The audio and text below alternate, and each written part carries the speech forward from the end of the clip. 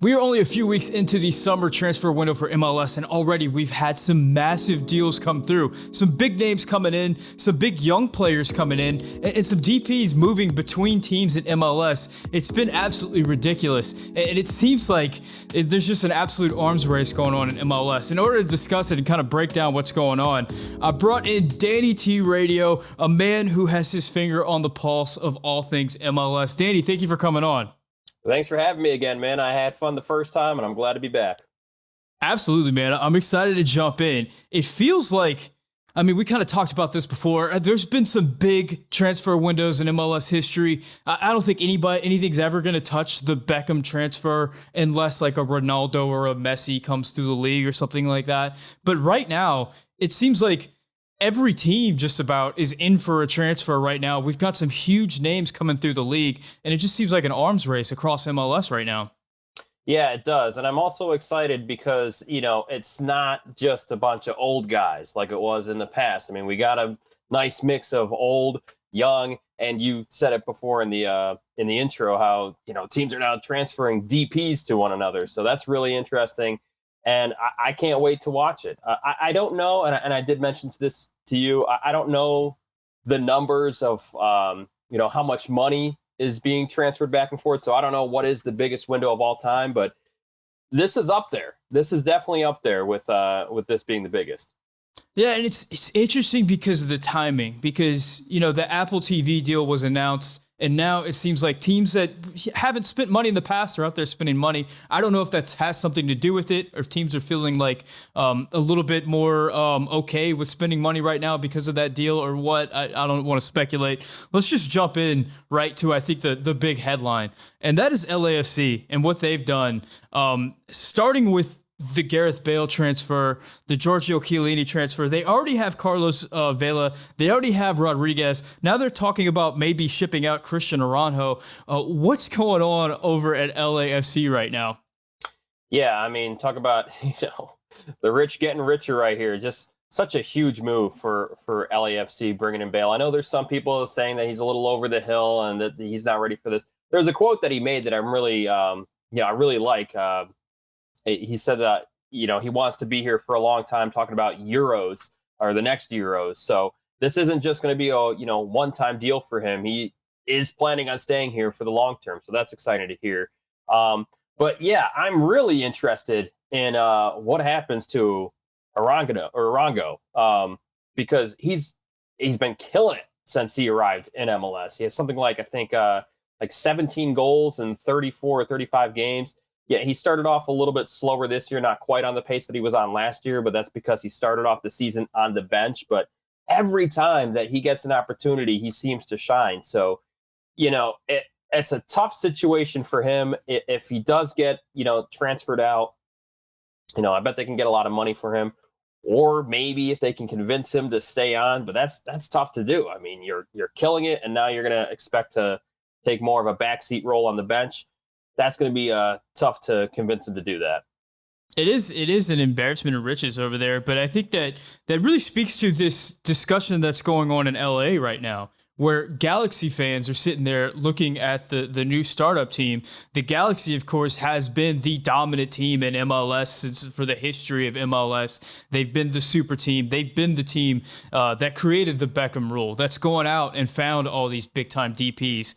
And right now, they have Chicharito, but I don't know if Chicharito is the best striker on that team. They have Douglas Costa, who's kind of been a disappointment as a DP. They are not nearly as sexy as the team on the other side of the city right now. What's going on with LA Galaxy, and do you think that they have something in store for LA Galaxy fans in this transfer window? Are they going to just sit by and let LAFC just take over the city? Our partners at BetOnline continue to be your #1 source for all your betting needs and sports info. Find all the latest odds, news, and sports development, including this year's basketball championship finals, the NHL Hockey Conference Finals, Major League Baseball, and the latest fighting news, and even next season's early NFL futures. Head to the website or use your mobile device to sign up today to receive your 50% welcome bonus on your first deposit. Just use our promo code BELIEVE to get the bonus and get into the action. Bet online, where the game starts. Yeah, I don't know about that second part. I don't know all the rumors going on right now, but I will say it's not for total lack of effort. I mean, if you remember a year ago, they were the ones that were linked to Gareth Bale, and obviously it didn't fall through. And to see him go to the rivals, it's got to be a tough pill to swallow for them. Costa's hasn't been it for the Galaxy, unfortunately, this year. And there was rumors that Jesse Lingard would be coming over, and like 10 days ago, it was speculated that the Galaxy were the leading candidates, and that's since kind of been shot down. So yeah, it is. It's tough to be a Galaxy fan right now, seeing your rivals, really start to step up right now, because even when LAFC first came in and they started having success over the Galaxy, they were still kind of the second team in town. But when you have this huge signing like Gareth Bale, I mean, that's, now you got to really take a hard look in the mirror and really start questioning things. The Galaxy, I think they need to bring in reinforcements right now, because they're one of the most underperforming teams, in my opinion, right now. I mean, you look at their roster, they should be better, but Costa, sometimes it doesn't work. Sometimes you bring in signings that should work, and for whatever reason, this one just has not worked. And the combination of him and Cabral, I mean, those, you got to do better from your big DP players. But at least they got Joveljic. He's been a bright spot for them, and I'd argue that he should have been the All-Star and not Chicharito, but it's more of a name thing about the All-Star game. Yeah. That's a whole nother conversation right there.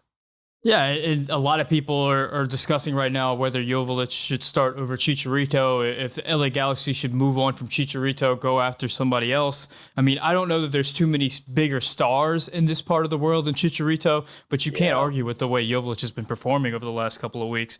And you mentioned...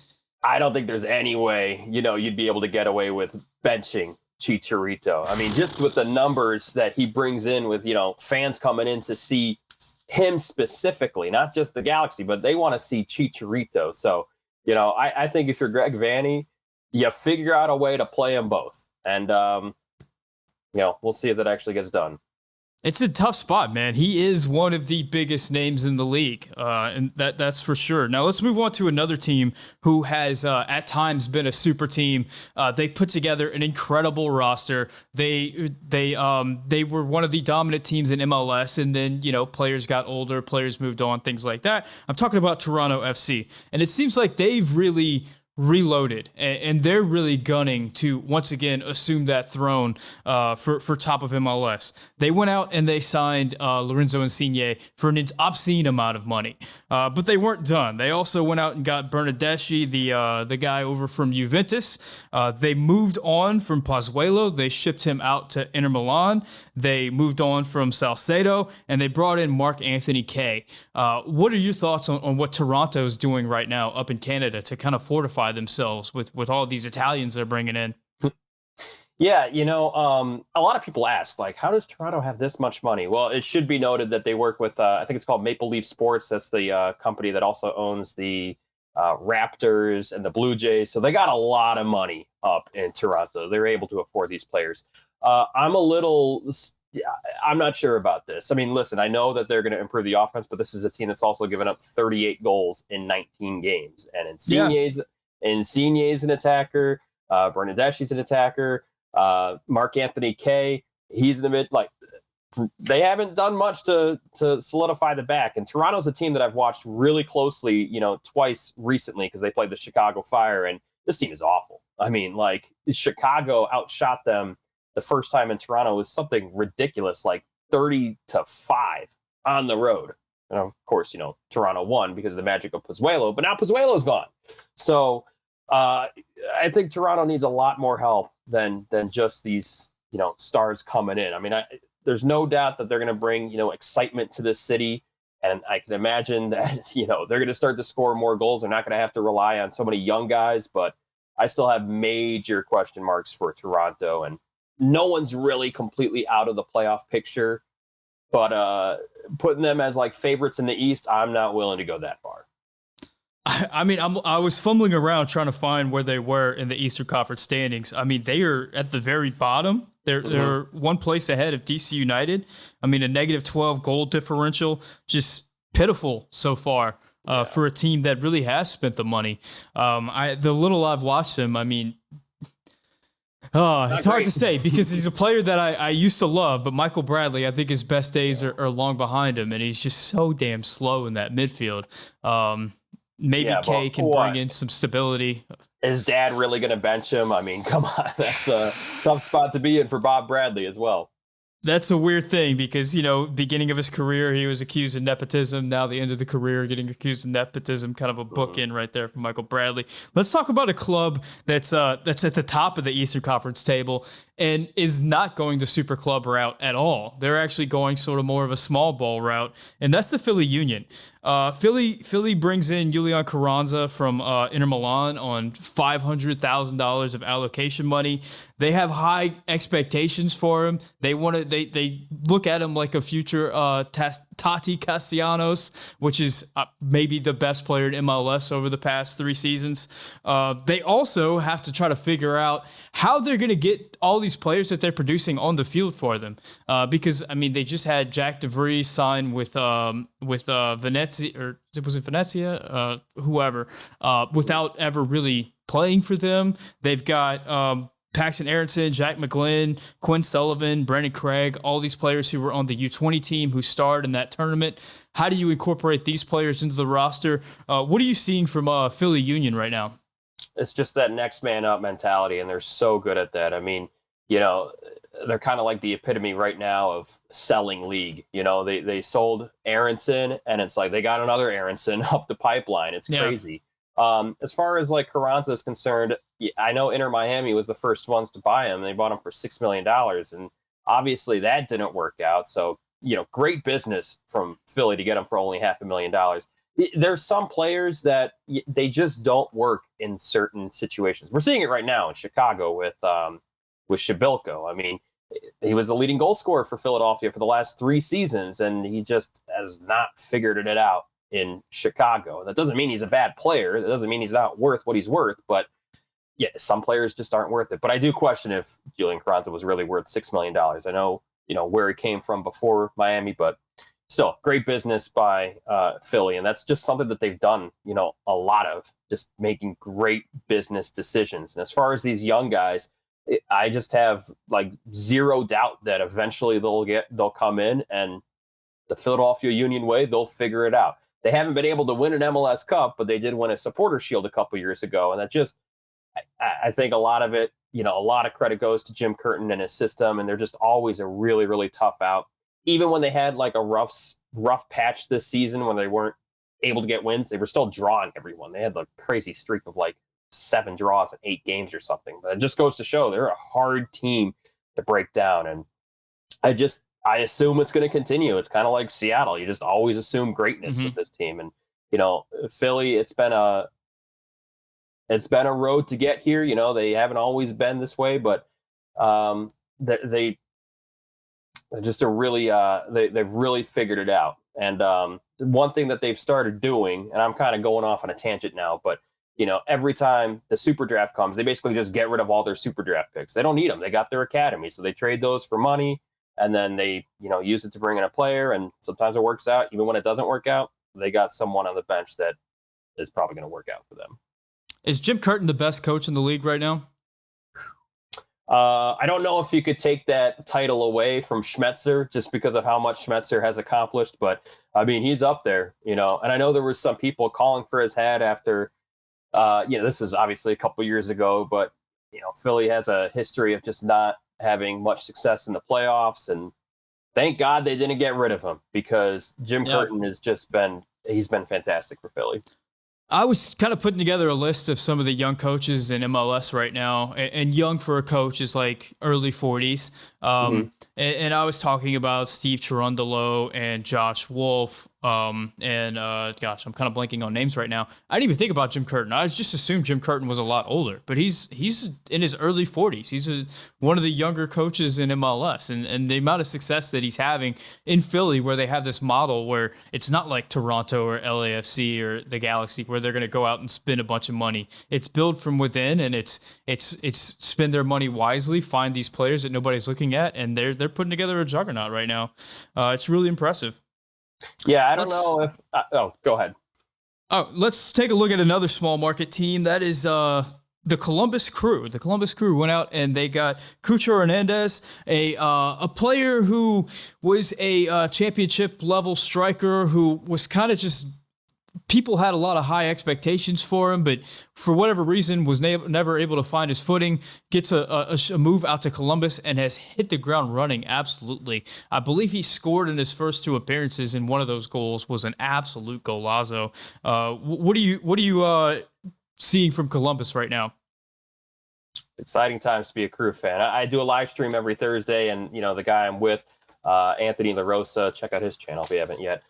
He's a huge Columbus Crew fan, and he's just got the biggest smile on his face because he went from Gyasi Zardes, who had a kind of a rough part to this year, to a couple people that no one knows, to this guy who has 3 goals in under 90 minutes right now, both appearances off the bench. Cucho Hernandez has just been so much fun to watch. That first goal against Chicago, it looked like they were playing it in fast forward, like his legs were just moving that fast.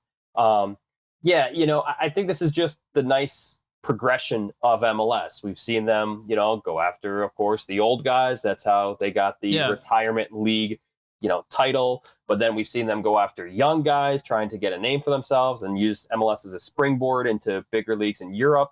And I feel like this is the next step. Now we're getting guys that are, kind of in their primes and in, these bigger leagues, maybe not the biggest names possible, but guys that are capable of making a roster in EPL. And if you're capable of making a roster, you're probably going to be pretty damn successful in MLS. So hopefully it just keeps going like this, and maybe we'll see more Cucho Hernandez's come stateside, and that'll make the league a lot better. But yeah, his first 2 games are just unbelievable.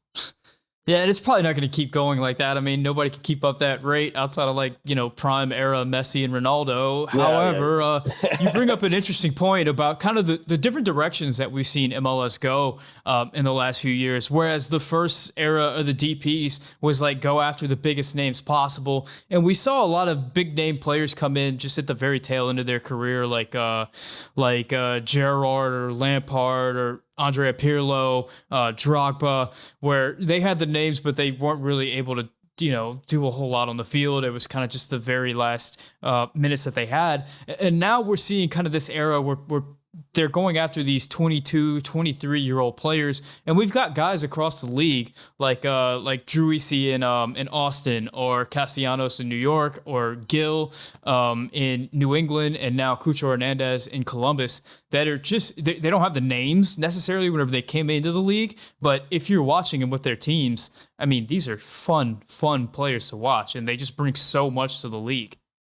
Yeah, and anytime anytime you're scoring consistently, it doesn't matter where you're playing, you're going to be having fun. So these guys are maybe making a little bit of a name for themselves in MLS, and I'm sure a lot of them do have plans on returning to Europe someday. And a lot of those guys, I know Tati Castellanos, I know he's saying that he wants to get out of New York. Not that he hates New York, but he wants to keep challenging himself in a bigger league. So it's the direction that MLS is going, and I say this all the time. MLS should strive to be a selling league. We should strive to pump up these players and then ship them off to greener pastures and just smile and wave when they leave and just be proud of them because they're moving out of the house. But yeah, I love the direction that MLS is going, and bringing in guys like Cucho is you would have gotten the fact that he's coming to Columbus too, Columbus, really. And, these kind of moves would have been reserved for just LA or New York. And, we're seeing more big names, or more players trying to become a big name come to different markets. And it's just really exciting time for MLS. Yeah. Players that see MLS as an opportunity to springboard back to the top leagues. I mean, that's not something you could say necessarily about the league 15 years ago, but now you were seeing so many of these players from the Argentinian league or the Brazilian league or Liga MX that are jumping to MLS as an opportunity to kind of show what they can do in this league and get looks across the seas. I mean, let's go to Tati Castellanos right now. The rumor is that NYCFC are asking for $15 million, which is a pretty sizable amount of money. He's 23 years old right now. He's been probably the best player in MLS in the last 3 seasons. $15 million. You think that's a fair amount for him? You think they're going to be able to get that amount? That's tough. That is tough. If you remember last year, Orlando and the DK situation, Yeah. they wanted a lot more money. No one was willing to give it to them. And then he got hurt, and then his value kind of dropped a lot. They eventually did sell him, but yeah, that's tough. 15 He's million 23. Yeah. He's not 19. He's 23. 15 million. That puts you in a tough spot, because it's a spot where it's not like you're asking for as a big name player to come in and be like a star. You're kind of a squad player at that point, and that's it's a difficult kind of area of money. And if they don't sell him this window, well, then he's going to be 24. Actually, I don't know his birthday, so he might not be 24. He might be a young 23. But he's only getting older, and it's like you can't keep holding off on this. Like eventually, he's not staying in MLS for his career. So you got to try to sell him for the most amount of money that you can. And, how hard is that line of 15 million? If someone comes in and offers 10 million, I mean, there's a lot you can do with 10 million. It's not 15, but that's tough. I'm glad I'm not a GM for that reason. Let's move on to the Houston Dynamo, which is a club that has been pretty much an afterthought in the league for the last decade or so. And boy, you talk about a few clubs around the league that you see in teams like Seattle and Nashville and Austin and Charlotte and LAFC come into the league and just have all the success, all the big crowds, Atlanta United having the big crowds. And then there's some of these clubs that have been around the league for a long time where things are just kind of fizzled out for them. And I think about like Chicago or New England, and I put Houston in that same category as well. And the big mystery has been like, how do you reinvigorate a club that's been in a market for a few years and has kind of fizzled out? And I think Houston has new ownership. They're investing a lot into the club right now. They're talking about rebuilding the stadium, and they went out and they signed Mexican international Hector Herrera. And boy, that first game where he stepped on the field against FC Dallas was electric. And I'm not sure that Houston's seen an atmosphere down there in quite a long time. Now they're rumored to be looking for more players in the attack right now in this window to bring somebody else in there. I don't know if it's going to be somebody with as big a name of Hector Herrera, but kind of what are your thoughts on the Hector Herrera signing, what it means for the club, the players on the field, but also for the club in that city, for that fan base? Yeah, the last time the stadium was that energized is when Chicharito came for the Galaxy. What I want to know is what took so long. I mean, I feel like the Dynamo lost their way, for a couple years. And I don't think it's wrong to say that certain parts of the country have, people of a certain demographic. Houston is very close to Mexico. Let's capitalize on that market. And I don't remember the exact stat, but it was something ridiculous. Like, in the last 10 years, Houston had only signed like 5 or 6 total Mexican players. And it's like, you want to get butts in the seats, get someone that a lot of people know. And Hector Herrera is, the Mexican national team. He's been playing in Europe. He's a huge name. And I just love the direction that Houston is going in now. Pat Onstad, he's, longtime keeper for the team. And now he's got a big role with this club. And he understands that Houston has lost its way. And I think they're absolutely making the right moves right here. And, I'm really happy to see it. I'm happy. I love seeing these new clubs come in and have success right away.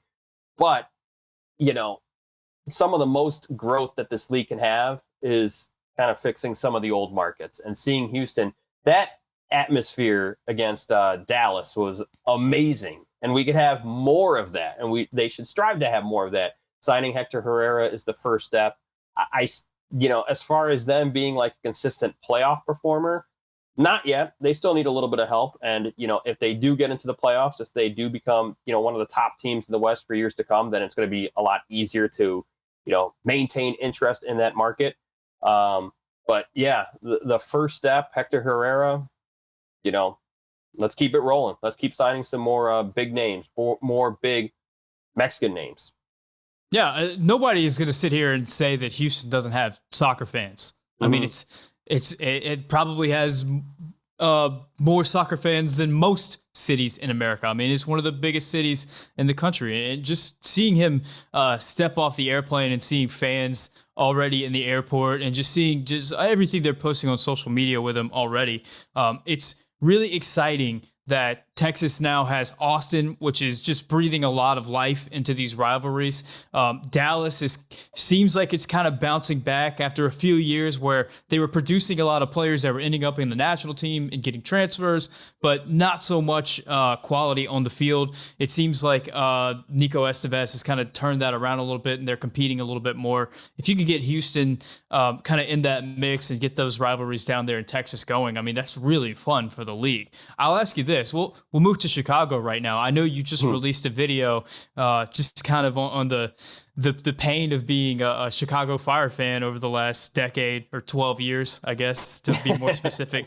The interesting thing with Chicago in this window is that Gaga Sonina is going to get that transfer. It sounds like it's going to be about $10 million. He's going to get loaned back to Chicago, so not a lot of movement there, but they do get that transfer money coming in.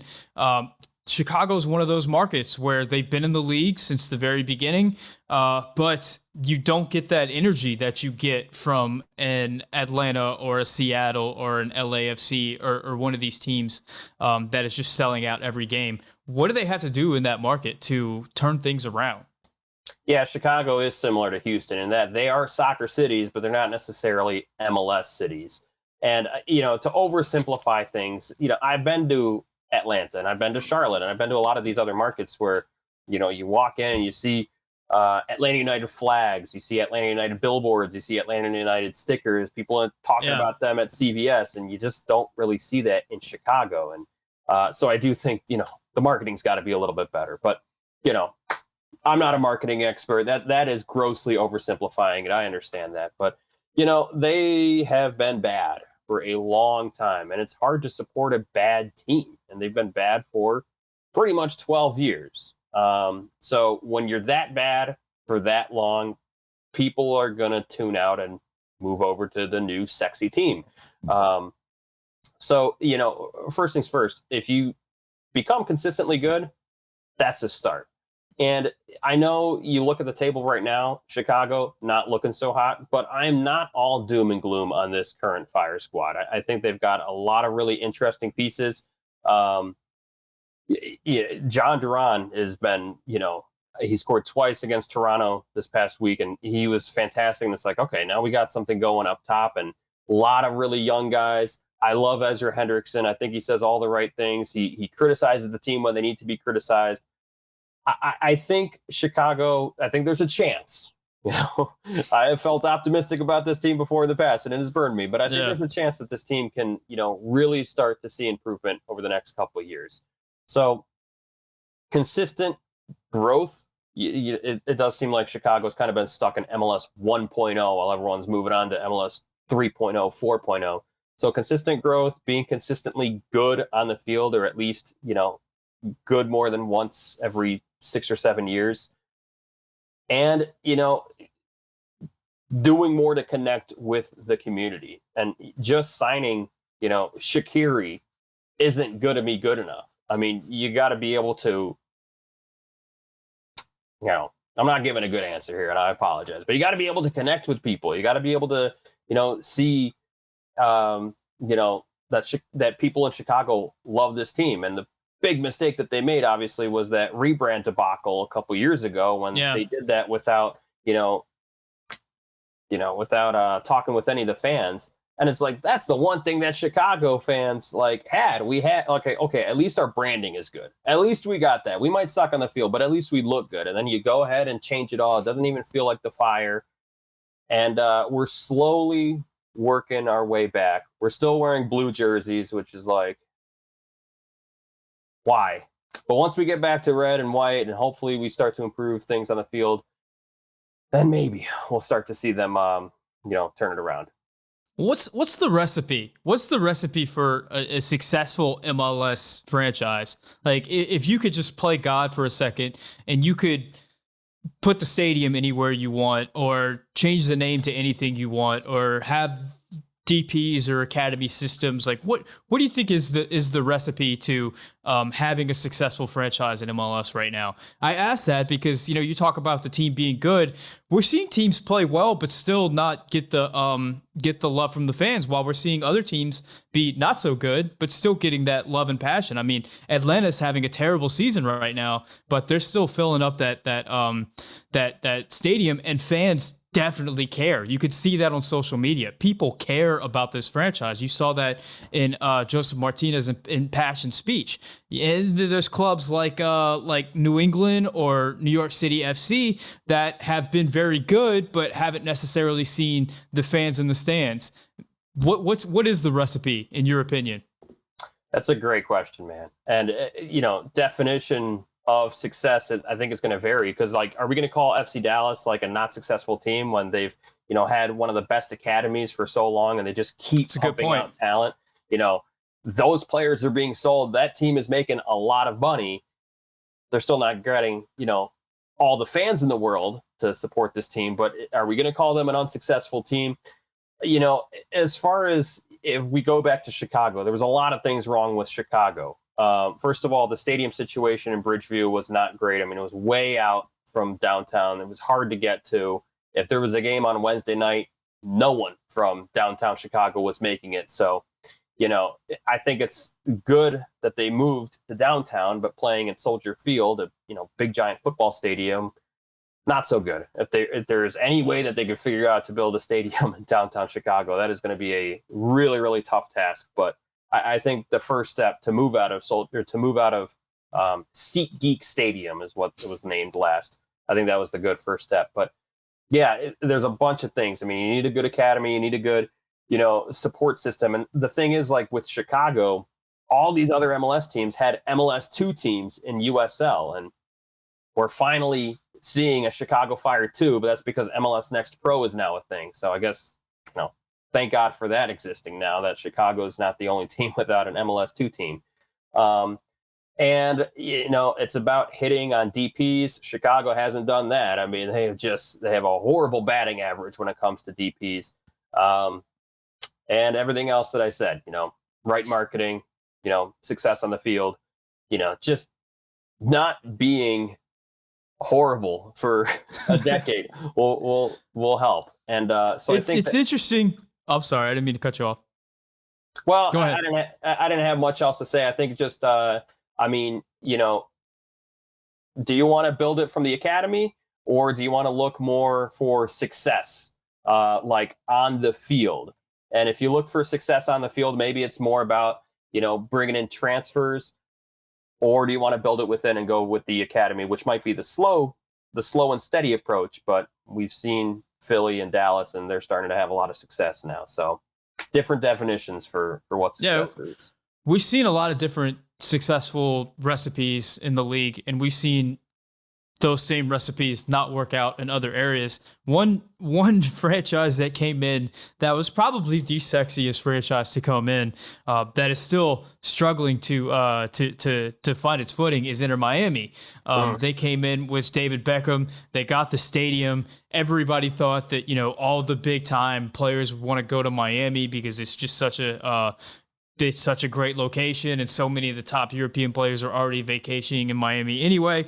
And they've struggled at the beginning. Now, they did get Pozuelo from Toronto. I'm blanking on the head coach's name, but he came out and said they actually passed on Gareth Bale. They had the opportunity to sign him. He wanted to go to Miami, but they passed on him because they're focused on basically getting their house in order right now. They want to find their footing as a franchise before they bring in a big-time player like Bale.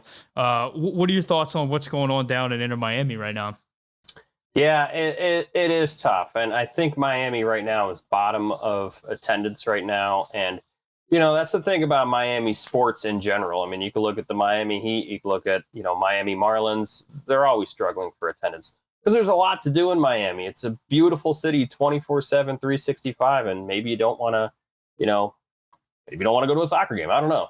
So Miami, I think they are kind of moving in the right direction, but, they shot themselves in the foot with the debacle last year when they had 4 DPs on the roster. It's like, come on, you're not going to get away with that. Miami shot themselves in the foot with that. And they haven't built the strongest team yet. Although I will say there are some intriguing pieces for Miami too.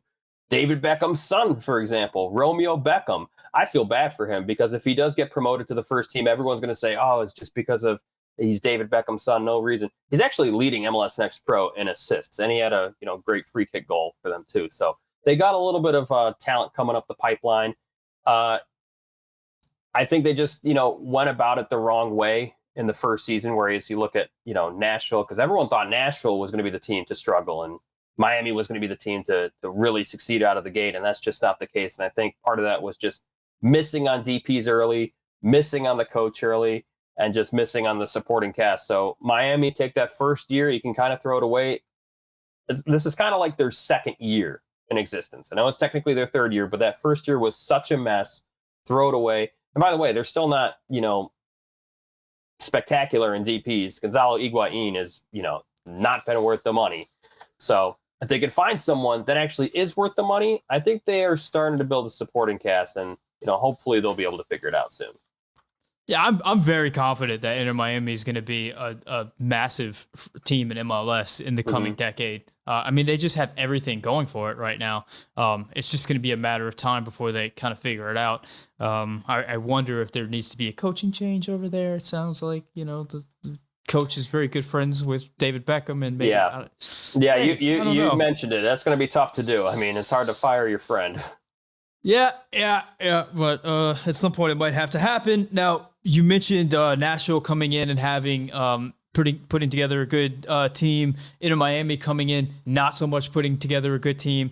The team that is doing the best right now in MLS, sitting on 40 points at the top of the league, Austin FC. I mean, they're I believe in year 2 as a franchise. Year 1 was not very good, but in year 2 they kind of reloaded and with more or less the same squad has just been absolutely phenomenal already in MLS. Now, in the transfer market, they've been active. They're bringing in a winger from Sao Paulo in the Brazilian league, Emiliano Rigoni. That's the first time I've ever said that name out loud. Probably should have practiced that. A 29-year-old DP on a $4 million fee. They also signed Washington Carrasco on a 6-month loan. He's a 23-year-old Ecuadorian player. So they are going for it right now. LAFC is making all the headlines. They've got all the big money players. Everybody's talking about how good a season Steve Cherundolo and LAFC are having, but quietly in the middle of the country, Austin FC is leading the league. What can you say about Austin FC right now? I probably shouldn't be allowed to give my opinion on Austin because I predicted them to miss the playoffs, and they're currently the best team in the league. So take everything I say with a grain of salt. Yeah. So 2 signings for them. I'm not sure how they're going to fit in. Obviously, you paid the money for them. You're going to figure out how to fit them in. But who are you going to take out? I mean, they've just been dynamite all season long. And you want to talk about a young player that's probably going to be sold soon, Driussi. I mean, this guy is an MVP candidate. Wow. I can imagine they're going to get a lot of money for him. So Austin, this is not going to be a 1-year wonder. I can imagine them being pretty good for years to come. But yeah, the way they've been playing, a lot of guys have just stepped up that I did not expect to step up. I never rated Diego Fagundes that high. And he's just been, a revelation this season. He's been, unbelievable. But these 2 guys that are coming in, Washington, what is it, Carrasco? Did I say that right? Yeah. Listen, I've seen a highlight clip on him. I can't, say I've watched too much of him, but I know he's a winger. And I don't know if, Austin really needed that. So. Well, the word is that he's a 6-month loan, and he's supposed to be depth for this squad as they make their push for the playoffs. So take that for what you will. Yeah. So it'll be interesting to see how they fit in. But yeah, I'm all in on the Austin train right now. I mean, I'm willing to admit when I'm wrong, and I was wrong on that one. It's really them and LAFC, and like the next team is 9 points behind. So if they can win a supporter shield in year 2, that would be incredible. And I know it's kind of easier for MLS expansion teams. They really do get, a lot of help in year 1, but let's not take anything away from what Austin has achieved. It's been unbelievable. Yeah, very well supported club. I mean, I've been to the stadium a couple of times. It's absolutely gorgeous facility. And we talked earlier about the different approaches that teams are making in MLS, and with Austin, it's been, we're not going after the big names. We're going to go after players that we think can come in and help us, and they really hit it out of the park with Juicy, who's been. I mean, it's for me, it's between him and Castellanos as the best player in the league this season. Just a phenomenal player. Let's wrap things up with another team that is one of these. It's more like Chicago, a team that is a MLS 1.0 team that's a little bit down on its luck right now. They are DC United, a team that's just struggling to do anything right now. They bring in Wayne Rooney, former player for the club, now going to be the coach. He's not going to be able to be the coach right away because of visa or whatever. I don't know all the stipulations. But there's a lot of rumors suggesting that Rooney is talking to Jesse Lingard to bring him over to DC. Just what are your thoughts on DC and Rooney and this whole story? Yeah, well, first of all, Rooney to DC, shocking. I mean, you look at the reason why they left, it was mostly because his family wasn't happy in DC. So for him to come over, and I believe that he actually approached them. Like, I don't even know if Rooney was on DC's radar. And I think Rooney was like, hire me, I'll come work for you guys. I don't know if that's 100% true. That's what I heard. But yeah, unfortunately for DC, I think where they are right now on the table is kind of predictable because they didn't do anything over the offseason. It's like, this is a team that didn't make the playoffs, and they didn't really get anyone to make them better, But Taxi Fontas has been, fantastic. And if they can get Jesse Lingard, that's another piece. No one is completely out of the playoff picture yet, but DC, Toronto, they need a lot of help. So I don't think Jesse Lingard will be, I don't think if he comes to DC, they're just magically going to fix everything because, again, like Toronto, this is a team that just can't stop anyone right now. They've given up, I think 38 or 39 goals. I think it's like right with Toronto with the most in the league. So they need a lot of help right now. Ola Kamara is just not, putting in the numbers that they need up top. So tough times for DC, but if Wayne Rooney can turn it around, you never know. He turned it around when he was a player. But I don't know if I see him being in DC for that long or if this is just a pit stop for him on his coaching career. I mean, I don't know. Like I said, his family wasn't too happy in DC. So I don't know. We'll see. It's a big question mark, though. DC is probably like the biggest question mark for me in the future. Yeah, it's a really odd situation. And as you said, DC is sitting on 18 points right now, so they're the absolute worst team in MLS. Just to give you guys some perspective, Austin is sitting on 40 points at the top of the league. So that's a pretty big difference from top of the league to bottom of the league. So I mean, we just spent 40 minutes talking about all these players that are either coming into the league already or potentially coming into the league. You got stars coming in all over the place. And that is joining teams that already have some stars and some big names in this league. What are your thoughts on what we're going to see on the second half of the season after the All-Star break in MLS? It's going to be fun, man. Second half is always fun. There's always like a little bit of a, it's a tough time. So MLS has a tough schedule, because playing in the summertime, people are doing other things. And you always seem like there's always that really exciting part in the beginning of the season. And then there's always excitement for the playoffs. But there's always like a little bit of a dip in excitement in the middle of the season because it is, a marathon and not a sprint. But I think with all of these signings coming in, it's going to really reinvigorate the excitement and the passion for this league. So I can't wait. I think it's going to be a roller coaster, and I have no idea what's going to happen at the end of it. Danny, thank you so much for coming on. It's been a good time talking about all these players. I cannot wait. I can't wait to see what LAFC looks like once they get Gareth Bale on the field, and to see what's going to happen over the next few months between LAFC and LA Galaxy as the pendulum sort of swings in LA over to LAFC, and LA Galaxy has to sit there and look at the team on the other side of the city exceeding them in the league that largely they built. I mean, the David Beckham transfer was probably the single biggest moment in MLS history, and now LA Galaxy has to sit there as the second team in its own city. It's going to be fascinating to see how that goes. It's going to be fascinating to see how things go in Toronto.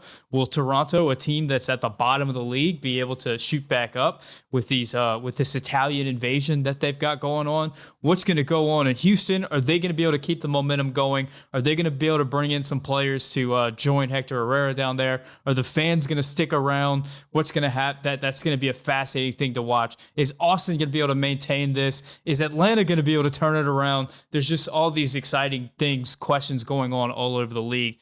So I think it's a great time for MLS. Danny, thank you so much for coming on. Can you let everybody know about your channel and your Twitter account and all the places that they can find your content? Absolutely, man. And I'm crossing my fingers. I really hope that Bale ends up being it. I hope he's not another Gerrard. I hope he's not, another, one of these players that just... He's not that old. No, he's not. He's not. And I think he's got a lot in the tank. And I really hope he comes in excited and ready to play. And if he does, then, oh, man, this is going to be a lot of fun. But you mentioned a lot of storylines to look forward to.